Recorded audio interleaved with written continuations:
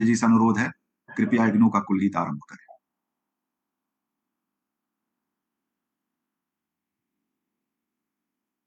यह जन जन का विश्वविद्यालय,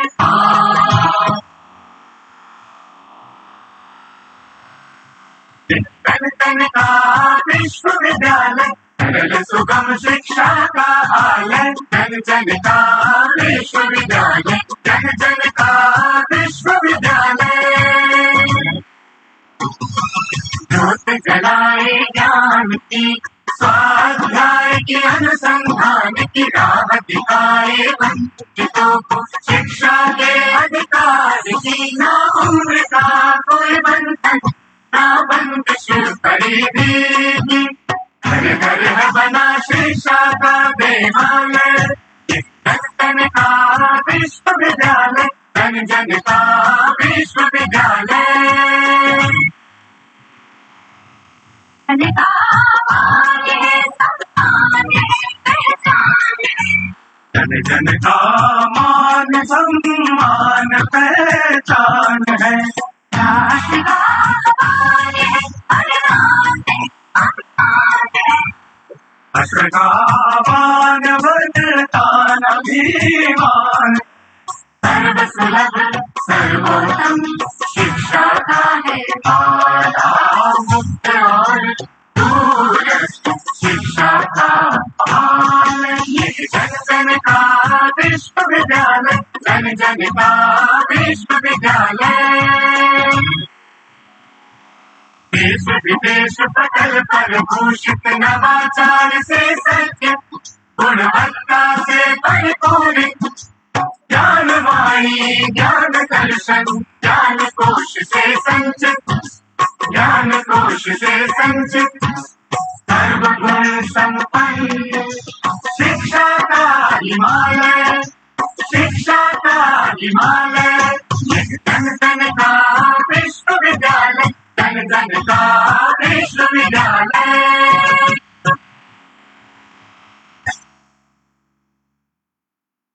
धन्यवाद संजय जी। सारा देश भारत की आजादी का अमृत महोत्सव मना रहा है और अब हम अमृत काल में प्रवेश कर गए हैं। इस अवसर पर इग्नू के स्वाधीनता संग्राम तथा प्रवासी अध्ययन केंद्र ने यह बीड़ा उठाया है कि हम 75 विशेष कार्यक्रम आयोजित करेंगे और इन 75 कार्यक्रमों की श्रृंखला में आज हम 68वीं कड़ी पर खड़े हैं। इस अवसर पर हमारा परम सौभाग्य है कि हमारे साथ आज मुख्य अतिथि के रूप में आदरणीय सुश्री सुजाता प्रसाद जी उपस्थित हैं। मैं आपको नमस्कार करता हूं और आपका बहुत बहुत स्वागत है। हमारा परम सौभाग्य है कि हमारे साथ इग्नू के माननीय समकुलपति और निदेशक स्वाधीनता संग्राम तथा प्रवासी अध्ययन केंद्र आदरणीय प्रोफेसर सत्यकाम जी भी उपस्थित हैं। सर, मैं आपको भी नमस्कार करता हूं और आपका बहुत बहुत स्वागत करता हूं और उपस्थित सभी व्यक्तियों को नमस्कार करते हुए उनका स्वागत करता हूं। आज हम एक ऐसे व्यक्ति पर व्याख्यान सुनने जा रहे हैं जिनका विराट व्यक्तित्व था, आदरणीय जयप्रकाश नारायण जी, जिनको लोकनायक की उपाधि मिली, स्वतंत्रता सेनानी, राजनेता, चिंतक, दार्शनिक और समाजसेवी। और मुझे लगता है कि आदरणीय सुजाता जी से बेहतर इस विषय पर बात करने के लिए कोई व्यक्ति शायद ही हो। उन्होंने आदरणीय विमल प्रसाद जी के साथ मिलकर द ड्रीम ऑफ रेवोल्यूशन नाम से जयप्रकाश नारायण जी की बायोग्राफी भी लिखी है। वे पहले सिविल सर्वेंट भी रह चुकी हैं और अभी राष्ट्रीय आधुनिक कला संग्रहालय संस्कृति मंत्रालय भारत सरकार में सलाहकार भी हैं, लेखक हैं, स्तंभकार, क्यूरेटर और हेरिटेज कंजर्वेनिस्ट हैं। सामुदायिक स्वास्थ्य, शिक्षा, ग्रामीण जीवन तथा श्रव्य कला और दृश्य कला इत्यादि इनके अध्ययन और लेखन के क्षेत्र हैं। विज्ञान और प्रौद्योगिकी मंत्रालय के हेरिटेज रिसर्च से जुड़े मुद्दों की सलाहकार समिति की सदस्य भी रह चुकी हैं। तो अब मैं बिल्कुल भी विलंब न करते हुए आज के प्रमुख वक्तव्य के लिए सुश्री सुजाता जी को अब आमंत्रित करता हूँ। धन्यवाद तिवारी जी। मैं बहुत प्रसन्न हूँ। I'm happy to be part of a conversation on Jayaprakash Narayan, a man who was a political force in India for nearly half a century. and would like to thank Professor Nageshwar Rao and Professor Satyakam for making it possible. Jayaprakash revitalized new ways of thinking. He shunned power, he questioned received orthodoxies, combined the best of Marx and Gandhi, offered a counter-narrative to fascism, and encouraged a whole generation to dream of revolution. In the words of political theorist Hannah Arendt, written in the preface of her 1968 collection, it's a very seminal collection of essays called Men in Dark Times. Even in the darkest of times, we have the right as individuals to expect illumination. 43 years after his death, उनकी मृत्यु 1979 में हुई, अक्टूबर के महीने में, as the unbending champion of the oppressed, his legacy resonates in social movements around the world and in the resurgence of socialist writings, in the works of scholars like Paul Krugman, Thomas Piketty and Joseph Stiglitz. उनके जो ideas हैं उनका प्रभाव हमें इन writings में मिलता है. My late father, historian Vimal Prasad, who envisioned our recent biography of Jayaprakash Narayan titled The Dream of Revolution, जिसका जिक्र तिवारी जी ने अभी किया, did a major amount of groundwork for it. जब वो 80 के दशक से गुजर रहे थे, अपने 80 साल के बाद, उन्होंने he put together and edited 10 volumes of Jayaprakash Narayan's selected works, and he introduced selections of JP's writings in books like Socialism, Sarvodaya and Democracy, Revolutionary's Quest. Then he did a very elegant book called Gandhi, Nehru and Jayaprakash, Studies in Leadership, and his last book, JP's Quest and Legacy. तो वो एक तरह से JP के legacy से ही engage करते रहे अपने जीवन के कई वर्षों तक. Like Jayaprakash, he studied in the US for several years. He was a Fulbright scholar, George William Curtis, and later Rockefeller Foundation Fellow, getting his doctorate degree from the Columbia University in 1958. He passed on soon after conceptualizing this book. ये पुस्तक एक तरह से उनका एक promise था जयप्रकाश नारायण को. 1978 में उनसे मिलने गए थे और एक लंबा साक्षात्कार हुआ था उनका जेपी के साथ. जेपी अक्सर वो हमारे एक तरह से परिवार के सदस्य थे. वो so he was engaging with his legacy right through अपने student days से ही. उन्होंने एक प्रॉमिस किया था जयप्रकाश नारायण को. उन्होंने कहा था कि मैं आपकी मोस्ट डेफिनेटिव बायोग्राफी मैं लिखूंगा, लेकिन वो कर नहीं पाए. और when my father was 92, he began to conceptualize this biography, but unfortunately died the same year. I decided to carry the project forward, and the result is this lovely book. I want to show it to all of you. I wonder if your library has a copy of it. This is published by Penguin Random House a few months ago.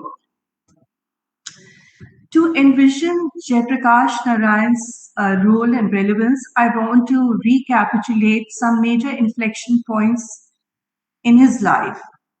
He was born in 1902, many of you would know that, and bitten by the bug of revolution. And these are not my words or my father's words, these are his own words written in his prison notebook. He was bitten by the bug of revolution when he was still in high school. During the non-cooperation movement, he quit college and cut his teeth in student politics like many other young people of that generation.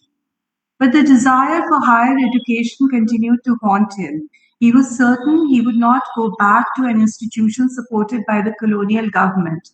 American universities एक तरह से उनके ज़हन में, उनके zone of consideration में आए when he heard that it was possible to work one's way through college in America. He set sail for America. और इसके पहले मैं कहना चाहूँगी कि this was also a time just before he went to America when he married the young and very feisty, बहुत जबरदस्त personality वाली प्रभावती जी से उनका विवाह हुआ. वो ब्रज किशोर प्रसाद की डॉटर थी. ब्रज किशोर प्रसाद एक लेजेंडरी सोशल रिफॉर्मर, लॉयर और फ्रीडम फाइटर थे, गांधीयन थे, और प्रभावती जी खुद भी एक डाई हार्ड गांधीयन थी. He set sail for America more specifically for the University of California in Berkeley, in May 1922, when he was not even 20, carrying $600, us samay to it must have seemed like a fortune, handed over by his father. He would remain in the US for 7 years after that, studying by turn in universities of California, Iowa, Wisconsin, and Ohio, from where he obtained his master's degree in sociology in 1929. During this period, like most other students, he worked in an orchard, waited tables at restaurants, washed his dishes, slogged in terracotta factory, in departmental stores, in a slaughterhouse. And he writes that for a while he was even the vendor of a whitening cream in the narrow lanes inhabited by African Americans in Chicago, something that he really hated. He was admitted into second year, getting a year's credit for his intermediate science degree in India. He studied chemical engineering initially, but later felt that the study of society was his calling. He combined his study of sociology with courses in bacteriology and calculus. His engagement with politics deepened during this time. He was in touch with the activists of the Ghadar Party, headquartered in San Francisco, meeting them often for conversations about the political climate of India and also, importantly, of America, where the election of 1920 had seen the weakening of the Democratic Party and a return to a pro-business and a very pro-capitalist government, what I would like to call a quintessentially Republican era. Paradoxically, this was also labeled as the Roaring Twenties, a decade defined by post-war angst, social unrest, and protest. And it was in this heart of resilient capitalism that Jayaprakash paradoxically embraced Marxism. How did that happen? By the summer of 1924, for reasons of economic expediency, he transited from Berkeley to Iowa, that had much lower tuition fee, and eventually looking for a more stimulating environment, he went to the University of Wisconsin in Madison. The university campus at Madison was infused with radicalism. It had in its faculty scholars known for their iconoclastic progressive outlook and a strong stand on academic freedom. There was, for instance, a serious outrage when Edward Ross, a sociology professor, was censored because he defended the right of Emma Goldman, a leading feminist of that time and an avant-garde anarchist, to lecture at the university.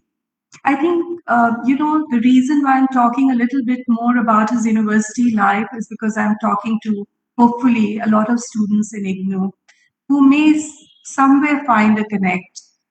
One of Jayaprakash's closest friends in Madison was a Polish Jew called Abraham Landy, who was a member of the students' wing of the Communist Party.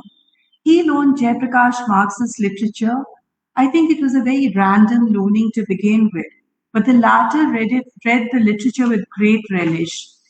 These books radicalized Jayaprakash. He went through almost all the writings of Marx, Engels, Lenin, Trotsky, Plekhanov, available in English, and with the help of Landy, who translated some of Marx's writings in German, and the vast corpus of work of other Marxist revolutionaries like Rosa Luxemburg and Karl Kautsky. Jayaprakash became hence familiar with even those writings not available in English at that time. He also read the writings of M.N. Roy, an important member of the Communist International, and frequently quoted from Roy's The Aftermath of Non-Cooperation in India in Transition.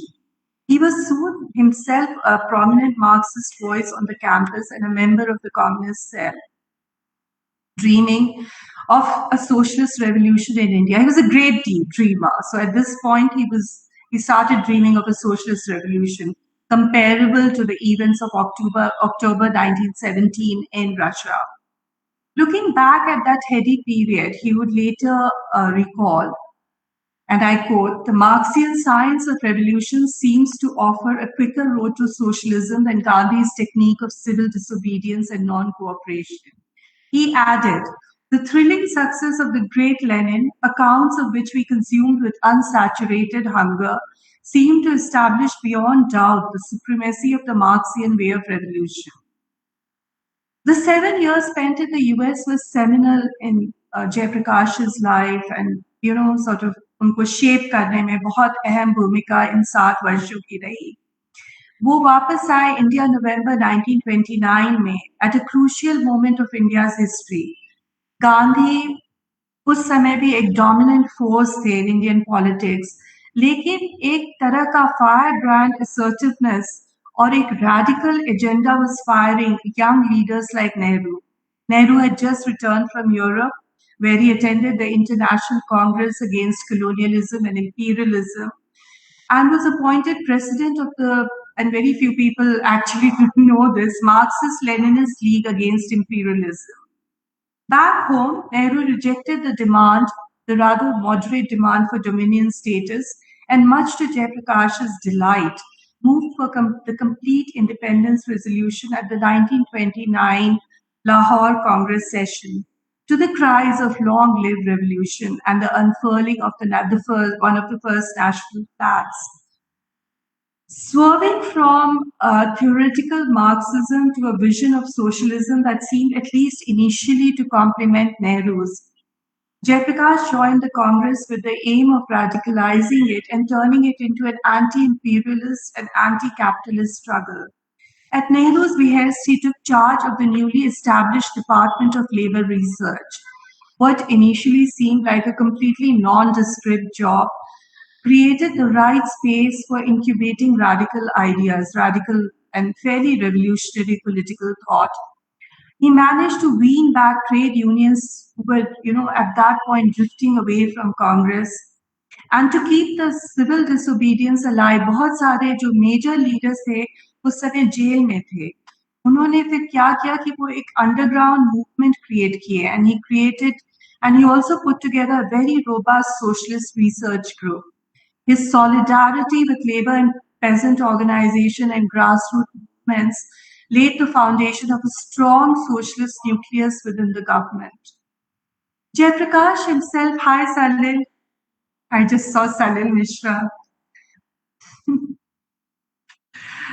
Jayaprakash himself managed to evade arrest till 1932. The long spell of incarceration in Nasik Central Jail that followed marked another significant turning point in his life. A group of progressive, educated young congressmen and women who were coming of age politically were also lodged in the same jail. I'm just going to name a few of them. There were a whole lot of them. People like Achyut Patwardhan, Meenu Masani, N.G. Gore, Ashok Mehta, and others also like Yusuf Mehrali, Ram Manohar Lohia, Kamla Devi Chattopadhyay, Ganga Sharan Sinha, Sri Prakash, K.B. Menon, Narendra Dev, Sampurnanand, बहुत सारे young people जो socialist in orientation थे, and they all shared the same vision and ideas. Even if they had differences, they were resolved through discussions. For them, socialism was not just an abstract philosophy, but a potent form of political engagement that would, they believed, lead to transformational outcomes. Their coming together led to the formation of the Congress Socialist Party in 1934. The formation of the party was strongly supported by Nehru. A letter written by him to Meenu Masani seems to be much more than a subtle endorsement of left-wing politics within the Congress. He said, and I quote, "I would welcome the formation of socialist groups in the Congress to influence the ideology of the Congress and the country. All over the world today, people are being forced to think in terms of economic and social change, and we in India cannot afford to remain in the backwater of pure politics. The time has undoubtedly come now when we must think more clearly and develop a scientific ideology." Jayaprakash at this point was only 32. He emerged as a Marxist theoretician at the age of 34 with his book Why Socialism. The book took an extremely, बहुत ज़्यादा radical stand critiquing the Gandhian alternative as a dangerous doctrine, based on what he said was timid economic analysis, good intentions, halaki, and ineffective moralizing that was deceiving the masses and encouraging the upper classes to continue their domination. He even crossed swords with his Ghanaian wife. It was she herself was a strong woman on the role of khadi and charkha in removing the grinding poverty of the masses. Jayaprakash's extreme views at that point can be contested, but it cannot be denied that he succeeded in building socialism as a powerful countervailing force within the Congress. He also played an important role in liberating the idea of socialism from its doctrinal moorings by bringing it closer to the Indian context. As expected, over a period of time, his differences with the Congress old guard only grew more and more pronounced. He was constantly attacking the Congress party for being in the hands of a coterie that was anti-peasant and anti-labor and completely bourgeois in orientation, a coterie that was taking it on the path of negotiated settlements and politics of compromise. By 1942, Jayaprakash would turn to a spikier version of Marxism. With most of the leaders in jail, he escaped from jail. And the story of his escape is another story, जो बहुत ही एक तरह से it has been embellished over the years. Lekin the fact is that he scaled a 17-foot wall and escaped from the Hazari Bagh jail and built an underground network of armed revolutionaries called the Azad Dasta. Interestingly, his blueprint on guerrilla strategy and tactics, it reads like Shay's treatise on guerrilla warfare that has been the Bible of revolutionary movements in not only Latin America but Central America too, even though his actions predated Shay's by at least a decade. His brief flirtation with guerrilla insurgency ended in his arrest, but he continued to exhort his followers to prepare for the last offensive, the struggle for liberty, the struggle for national unity and bread, to be organized by strengthening peasant and labor unions, student and youth organizations, weavers, cooperatives, and other grassroots organizations. Post-independence, unhappy with the distortions within the socialist movement and his serious differences with Nehru on several issues. एक issue का मैं जिक्र करती हूँ, erosion of civil liberties. In Bihar alone, you'll be surprised, in 1948, 500 socialist workers were arrested. In 1949, strikes were outlawed. And, JP constantly said that these are the ugly examples of growing fascism within the party. There were other issues also on which he and Nehru crossed swords, and most of all, the development model. He felt that Nehru was only paying lip service to socialism while promoting industrial capitalism. Jayaprakash altogether relinquished party politics by 1954 and began to see the kernels of social revolution and partyless democracy in the swirling Gandhian movement, Bhudan and Gramdan. Before I said to deconstruct the movement, I need to talk about his growing enchantment with orthodox Marxism. The reasons for this were many. His quest for Marxist unity by aligning with the Communist Party of India failed and created a deep aversion for the communists. He considered them to be Russia's fifth columnists and, as such, a perpetual danger to the country. The stories of Stalin's purges, of the Moscow trials against Trotskyites and several top officials of the Red Army reinforced his doubts about the soundness of the Soviet experience. He was equally outraged by the Soviet suppression of the Hungarian uprising in 1956.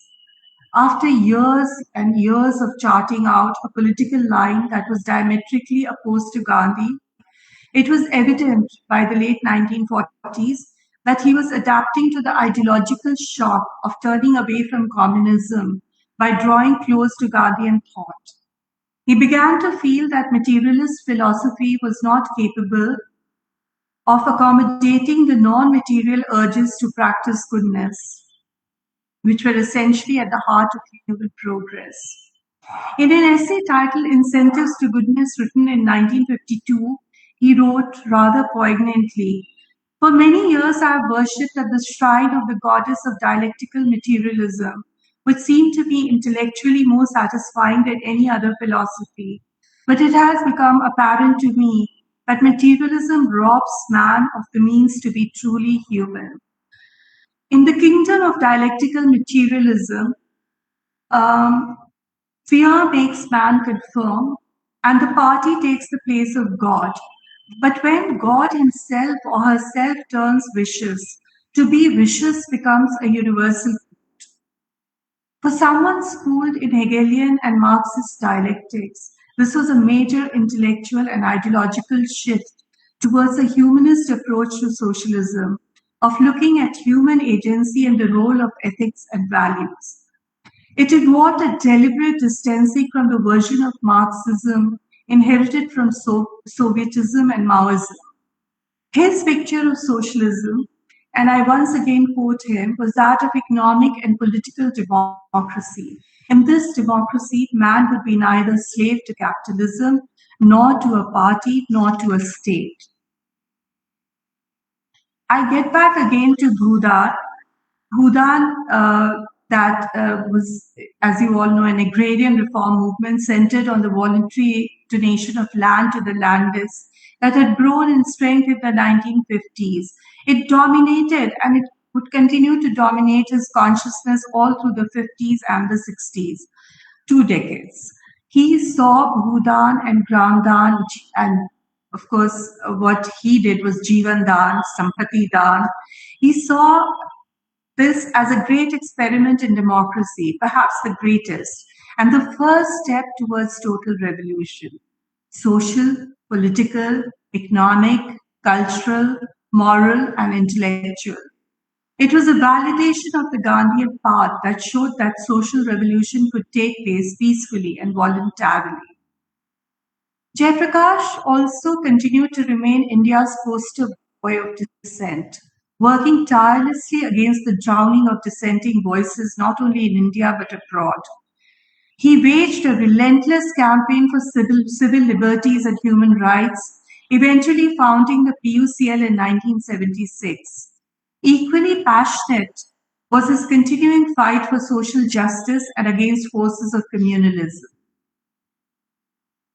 By the 60s and 70s, JP began speaking about Gandhi's unfinished revolution and looking at university campuses as sites of powerful dissent.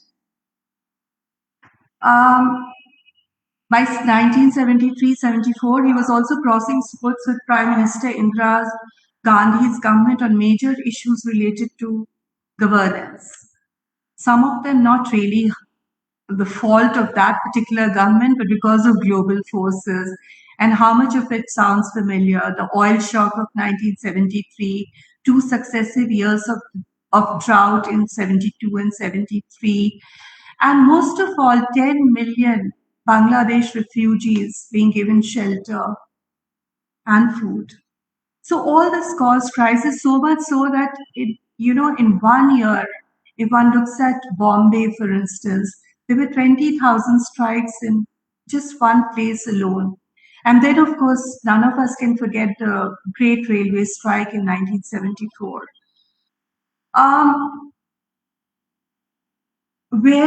But at this time, there was a major shift in the way the quiet revolutionary was looking at these processes. And, he was slowly turning into the foot soldier of revolution. Wearing his revolutionary heart on his sleeve, he told students in Ponar that the time for revolution was here and now. This was in 1973. In 1974, he began to find echoes of 1942 in the political theatres of first Gujarat and later Bihar. Students in universities and colleges began to support his call for action. What started as a revolt of students soon took the shape of a mass movement defined by acts of civil disobedience, no tax campaigns, and the setting up of small parallel governments. On 6 March 1975, some of us were there. 300,000 men, women, and young boys and girls marched to Parliament in one of the biggest anti-government outpouring. In another epochal rally 3 months later, Jayaprakash called for a prolonged and widespread civil disobedience struggle. He appealed to the police and the armed forces to refuse to carry out illegal orders, openly daring the government to try him for treason.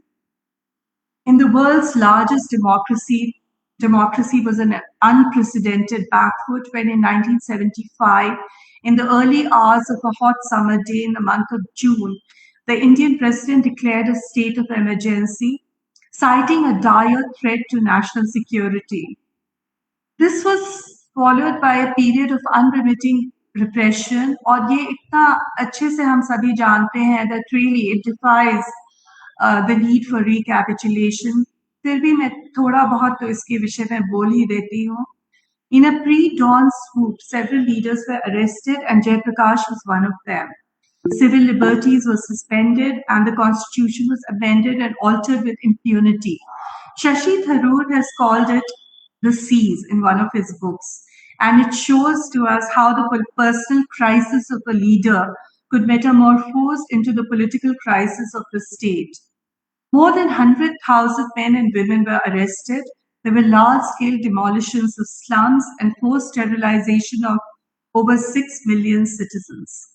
Many journals closed or suspended their operations. The BBC reduced correspondent Mark Tully. Foreign correspondents of the Times, the Daily Telegraph, the Washington Post, and Los Angeles Times were expelled.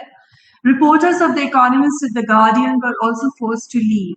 Indian newspapers like the Indian Express faced abominable intimidation in the form of raids, court cases, withdrawal of bank loans, and advertisements. Indira's claim that not even a dog barked during the emergency may have been a little bit of an exaggeration, a hyperbole. But it is true that, now, at least in the first phase, the economy was back on track with a good monsoon that ensured a record output of food grain and edible oil. And as observed by the Columbian law professor Tim Wu in a recent book on monopolies, big business remained closely aligned with the autocrat. When Indira called for elections in March 1977, 75-year-old Jayaprakash, already out of prison due to extreme ill health, worked to build a united democratic opposition. He was irrepressible as he campaigned using the catchy tagline of "Defeat the Dictator." With a radical manifesto that demanded both bread and liberty, Jayaprakash was once again the quintessential revolutionary. The Janata Party that he built could not, however, live up to its promise of a second revolution, comparable to the freedom from colonial rule in 1947. But his long pursuit of freedom and just and equitable order continues to resonate even today. He is remembered as the greatest keeper after Gandhi of India's political conscience. Thank you. Ma'am, Jayaprakash Narayan के हर पक्ष को हमने सुना और मुझे लगता है कि वेल क्यूरेटेड ये प्रेजेंटेशन था. अब मैं बिल्कुल भी विलंब न करते हुए, क्योंकि मैम को जाना है, आज के समाहार के लिए आदरणीय प्रोफेसर सत्यकाम जी को आमंत्रित करता हूँ.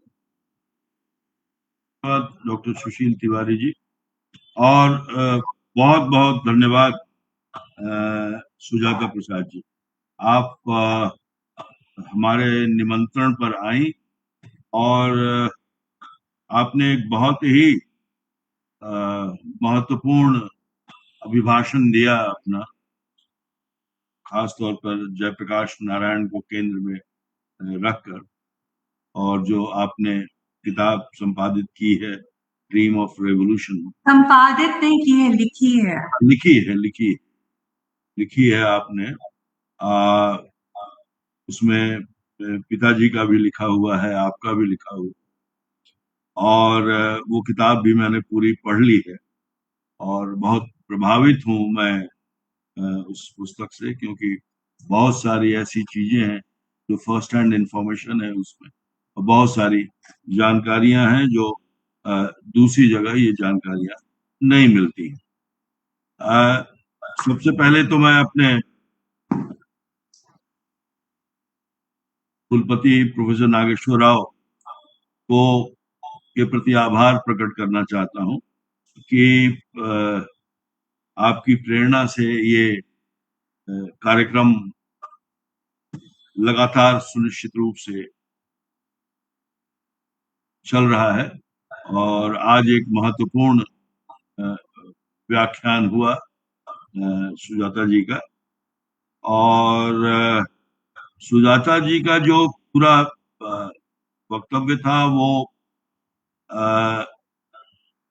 किताब जो मैंने पढ़ी उस पर आधारित तो था ही, लेकिन जब वो अपनी बात कह रही थी तो कुछ अतिरिक्त संवेदनशीलता भी मुझे दिखाई दी, और इनकी किताब को पढ़ते वक्त और अभी भाषण सुनते वक्त की वक्तव्य सुनते वक्त ये आप सब लोगों को महसूस होगा कि जयप्रकाश नारायण सबके पास गए, सबके विचारों से मुठभेड़ की, चाहे वो मार्क्स हो या गांधी हो या लेफ्टिस्ट आइडियोलॉजी हो, क्रांतिकारी आइडियोलॉजी हो, सबसे उन्होंने मुठभेड़ की, लेकिन अंततः जयप्रकाश नारायण का अपना जो दृष्टिकोण था, अपना जो विचार था, उन सब से अलग, मार्क्स से भी अलग था, गांधी से भी अलग था, और नेहरू से तो बहुत ज्यादा आत्मीयता के साथ साथ अंतराल भी उनके बीच में बहुत ज्यादा, और नेहरू और गांधी के विचारों के प्रति सद्भावना रखते हुए भी बहुत अलग दृष्टि थी, और वो पूरी तरह से एक क्रांति चाहते थे, जनता का शासन चाहते थे, स्वप्नदर्शी थे, और एक क्रांति, संपूर्ण क्रांति उनके नेतृत्व में हुई भी, लेकिन बहुत कतिपय कई कारण थे जिसके कारण वह आगे नहीं बढ़ सका।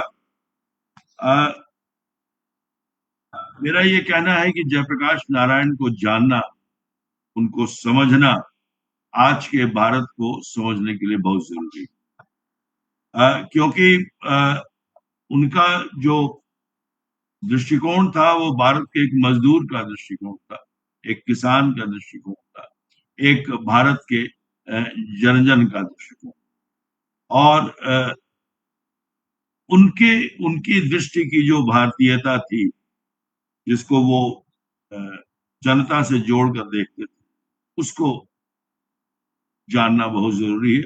इसके लिए आप सब लोगों को मैं अपने विद्यार्थियों से भी अनुरोध कर रहा हूं, और मैं अपने टीचर साथियों से भी अनुरोध कर रहा हूं कि आप लोग इस पुस्तक को जरूर पढ़ें, ड्रीम ऑफ रेवोल्यूशन को, जिससे कि आपको जयप्रकाश नारायण को एक नए व्यक्तित्व के रूप में देखने और जानने का अवसर मिले।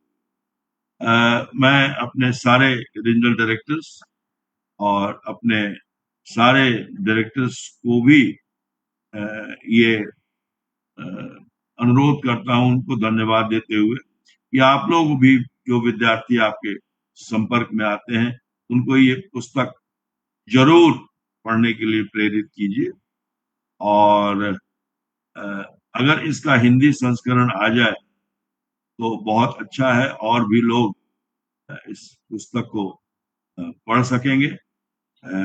हिंदी पढ़ने वालों की संख्या इसमें बहुत, नीति संस्कृत वाली प्रकाशन से निकल रहा है, लेकिन संभवतः 1 वर्ष लगेगा उसमें। ठीक है, बहुत अच्छा है, ये सूचना बहुत लाभप्रद है, क्योंकि जिनके लिए जयप्रकाश नारायण थे उन लोगों के पास ये किताब पहुंचनी चाहिए, और वो हिंदी में ही वो पहुंचे तो अच्छी बात है। इस किताब की भाषा बहुत अच्छी है, मैं उतनी अच्छी अंग्रेजी नहीं समझ पाता हूँ, लेकिन और मैं कहीं कहीं उसमें एक कविता भी, कवित्वमय भाषा भी देखने को मिली। और आज हमारे इस आयोजन में प्रोफेसर प्रदीप साहनी जी को भी मैं देख पा रहा हूं, जो हमारे यहाँ पब्लिक एडमिनिस्ट्रेशन के हमारे सीनियर रहे हैं। अब आप पंचकुला में निवास करते हैं, लेकिन पब्लिक एडमिनिस्ट्रेशन और खास तौर पर डिजास्टर मैनेजमेंट के आप विद्वान हैं, और काफी आपने हम लोगों को सिखाया है। खास तौर पर इनका जो विषय है पब्लिक एडमिनिस्ट्रेशन के बारे में। प्रोफेसर सलील मिश्रा भी हैं, और सलील मिश्रा ने रिव्यू भी लिखा है इस पुस्तक का, और रिव्यू भी मैंने पढ़ी है। तो अगर जयप्रकाश नारायण जी को जानना है, अपने भारत को जानना है, अपने हिंदुस्तान को जानना है, तो गांधी जी के साथ साथ जयप्रकाश नारायण को भी जानना बहुत आवश्यक है। तो मैं सबको धन्यवाद देता हूं, और आप लोगों ने इस आयोजन को सफल बनाया, तो इसके लिए बहुत बहुत धन्यवाद। और सुजाता प्रसाद जी को तो धन्यवाद क्या दूं मैं, उन्होंने हमारा निमंत्रण स्वीकार किया और इतनी ज्ञान की बातें हमें बताई, तो बहुत बहुत धन्यवाद, आभार, शुक्रिया। फिर हम अगले सप्ताह मिलेंगे इसी समय, और किसी और वक्ता को सुनेंगे, और मुझे लगता है कि जनवरी तक ये 75 व्याख्यान हमारे पूरे हो जाएंगे। बहुत बहुत धन्यवाद सुजाता जी, बहुत आभार और धन्यवाद। आपने जो गांधी जी की प्रदर्शनी और उस कार्यक्रम के बारे में कहा, उससे हम आपसे बात करेंगे, और फिर कुछ इतिहासकारों के साथ आपके साथ पास आएंगे। हमारे यहाँ सेंटर फॉर गांधीयन स्टडीज भी है, तो मैं उस सेंटर के डायरेक्टर को भी लेके आऊंगा, तो फिर हम बात करेंगे, तो एक कार्यक्रम की रूपरेखा बन सकती है। बहुत बहुत धन्यवाद, शुक्रिया। बहुत बहुत धन्यवाद आदरणीय कुलपति महोदय। गदर पार्टी से लेकर संपूर्ण क्रांति तक, समाजवाद, सर्वोदय और गांधीवाद से लेकर जयप्रकाश की यात्रा का जैसा वर्णन आदरणीय सुजाता जी ने आज किया, वह हम सबके लिए बहुत प्रेरणादायी था। और उनकी पुस्तक हम सब पढ़ेंगे ही, कुछ लोगों ने पढ़ भी ली होगी।